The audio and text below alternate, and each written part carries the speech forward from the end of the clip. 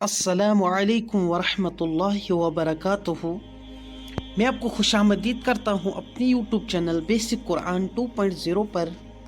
آج کا ہمارا درس ہے وہ ہے سورۃ النصر۔ سورۃ النصر میں 3 آیت مبارکہ ہے اور 1 رکوع ہے۔ سورۃ النصر مکۃ المکرمہ میں نازل ہوئی۔ یہ محمد صلی اللہ علیہ وسلم پر مکۃ المکرمہ میں نازل ہوئی یہ سورہ مبارکہ۔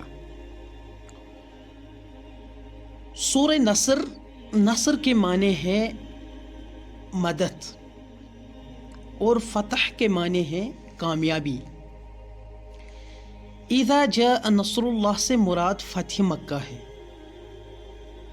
اذا جاء نصر اللہ والفتح، جب اللہ کی مدد اور فتح آ جائے، اس سے مراد ہے یہاں پر فتح مکہ۔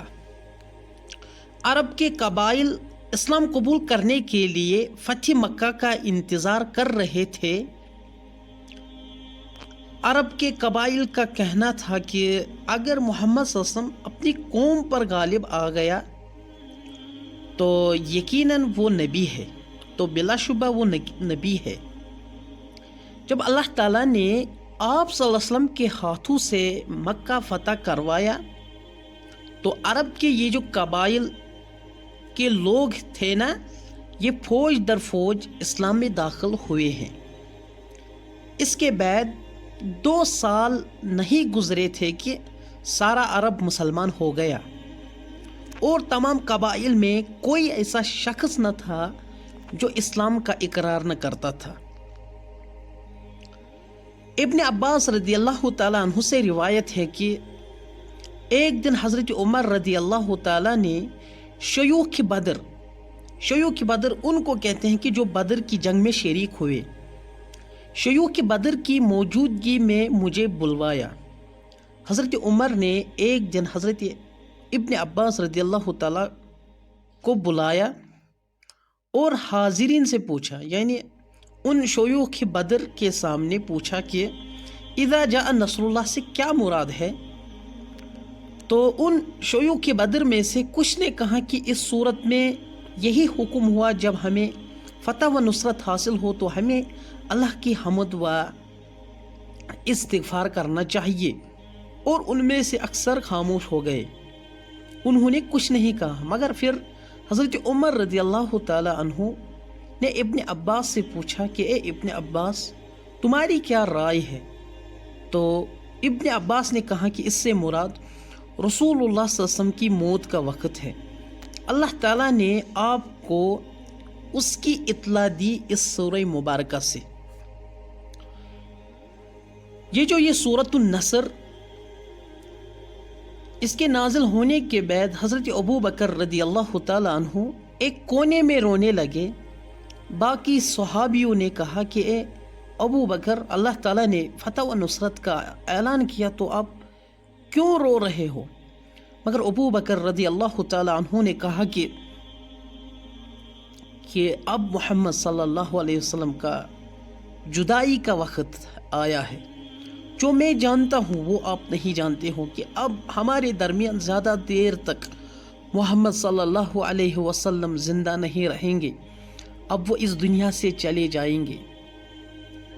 تو ابو بکر رضی اللہ تعالیٰ عنہ نے اس صورت سے یہی سمجھا۔ فتح مکہ کے بعد نبی صلی اللہ علیہ وسلم 8 رکعت ادا کی۔ جب مکہ کو فتح کیا گیا تو نبی صلی اللہ علیہ وسلم نے 8 رکعت ادا کیے۔ حضرت سعد بن وقاص نے جب مدائن فتح کیے تو انہوں نے بھی محمد صلی اللہ علیہ وسلم کا طریقہ اپناتے ہوئے 8 رکعت ادا کیے۔ تو یہ ہونا بھی چاہیے کہ جب بھی مسلمان کسی علاقے کو فتح کریں گے تو اس وقت انہیں 8 رکعت ادا کرنی چاہیے، کیونکہ یہ نبی کریم صلی اللہ علیہ وسلم کا سنت مبارکہ ہے۔ سورۃ النصر نازل ہونے کے بعد رسول اللہ صلی اللہ علیہ وسلم نے پہلے سے بھی زیادہ آخرت کی تیاری شروع کر دی۔ حضرت عائشہ رضی اللہ تعالی عنہ کہتی ہے کہ جب اذا جاء نصر اللہ والفتح نازل ہونے کے بعد رسول اللہ صلی اللہ علیہ وسلم نے کوئی نماز نہیں پڑھی جس میں یہ نہ پڑا ہو سبحانک ربنا و بحمدک اللہم اغفر لی۔ اور حضرت عائشہ رضی اللہ تعالیٰ عنہ کہتی ہے، جو آپ کی اور میری ماں ہے، وہ کہتی ہے کہ آپ صلی اللہ علیہ وسلم اپنے رکوع اور سجدے میں کثرت سے یہ دعا پڑھتے، سبحانک اللہم ربنا و بحمدک اللہم اغفر لی، اے ہمارے پروردگار تو ہر عیب سے پاک ہے، ہم تیری تعریف اور پاکی بیان کرتے ہیں، اے اللہ مجھے بخش دے۔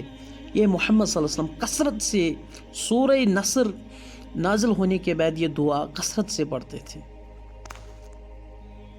بسم اللہ الرحمن الرحیم، بسم اللہ اللہ کے نام سے شروع کرتا ہوں، الرحمن جو رحمان ہے، الرحیم جو رحیم ہے۔ اذا جاء جب آئے، نصر اللہ اللہ تعالیٰ کی مدد، والفتح اور فتح۔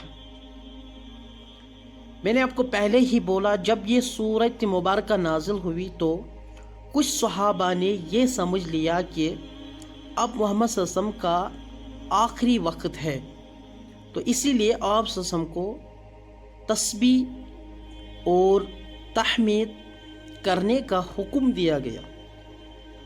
تو یہاں پر یہ جو المدد مراد ہے، یہ ہے اسلام اور مسلمانوں کا کفر اور کافروں پر غلبہ مراد ہے، اور فتح سے یہاں پر مراد ہے فتح مکہ۔ جب نبی صلی اللہ علیہ وسلم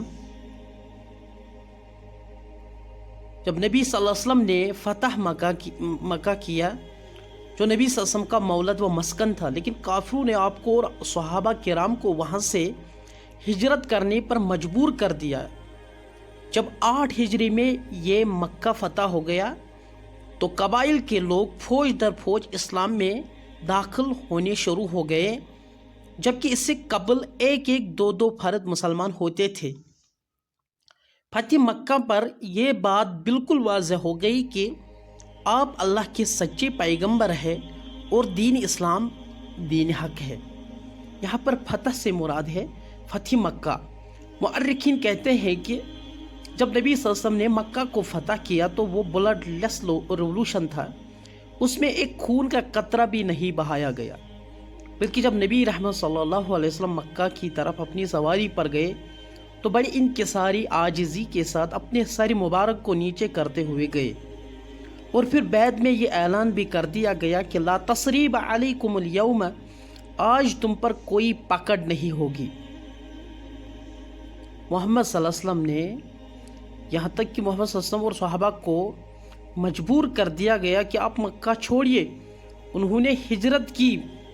پھر بعد میں جب محمد صلی اللہ علیہ وسلم نے مکہ کو فتح کیا تو رسول اللہ صلی اللہ علیہ وسلم نے سب کو معاف کر دیا، اس کو کہتے ہیں بلڈ لیس ریولوشن۔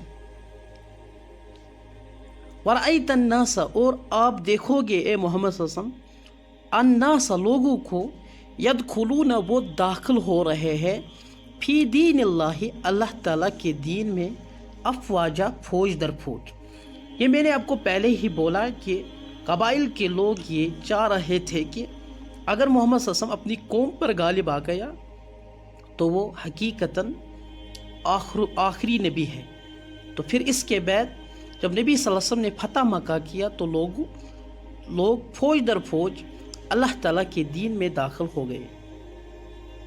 دین کا مطلب ہے، دین اور مذہب میں یہ فرق ہے، دین مکمل رہنمائی، زندگی گزارنے کا طریقہ ہے، مکمل زندگی گزارنے، اور مذہب ہے چند رسموں کا نام ہے مذہب، مگر جو ہمارا اسلام ہے وہ ہے مکمل رہبری، اس میں محمد صلی اللہ علیہ وسلم نے ہمیں کی ہے کہ آپ اپنی زندگی کس طرح گزارو گے۔ تو یا رسول اللہ آپ لوگوں کو دیکھو گے کہ وہ اللہ تعالیٰ کے دین میں فوج در فوج داخل ہوں گے۔ فسبح، پس آپ تسبیح کیجئے، بحمد ربک، اپنے رب کی حمد کے ساتھ، واستغفرہ، اور ان سے مغفرت طلب کریے اور ان سے بخشش مانگیے، انہ کان، بے شک وہ یعنی اللہ تعالیٰ ہے، توابا، بہت زیادہ توبہ قبول کرنے والا۔ یعنی یہ سمجھ لے کہ تبلیغ رسالت اور احقاق کے حق کا فرض جو تیرے ذمے تھا پورا ہو گیا، اور اب تیرا دنیا سے کوچ کرنے کا مرحلہ اب قریب آ گیا ہے. اسی لیے محمد صلی اللہ علیہ وسلم کو تسبیح الہی، حمد و تسبیح الہی اور استغفار کا خوب اہتمام کرنا چاہیے. اس سے معلوم ہوا کہ زندگی کے آخری ایام میں ان چیزوں کا اہتمام کثرت سے کرنا چاہیے. جس طرح حضرت عائشہ فرماتی ہے رضی اللہ تعالیٰ عنہ کہ محمد صلی اللہ علیہ وسلم نے اس کے بعد دنیا کی فکر چھوڑ دی اور آخرت کی فکر شروع کر دی. فسبح بحمد ربک، بس اب تسبیح بیان کیجیے اپنے رب کی حمد کے ساتھ، واستغفر، اور اس سے بخشش مانگے، انہ کان توابا، بے شک وہی اللہ تعالیٰ توبہ قبول کرنے والا ہے. تو میں نے آپ کے سامنے یہ سورہ نصر بیان کیا ہے کہ پہلے ہم نے اس کا شان نزول دیکھا ہے، پھر ہم نے اس کا ترجمہ اور تفسیر بھی دیکھا ہے. تو امید ہے کہ یہ آپ کو سمجھ میں آیا ہوگا. السلام علیکم ورحمۃ اللہ.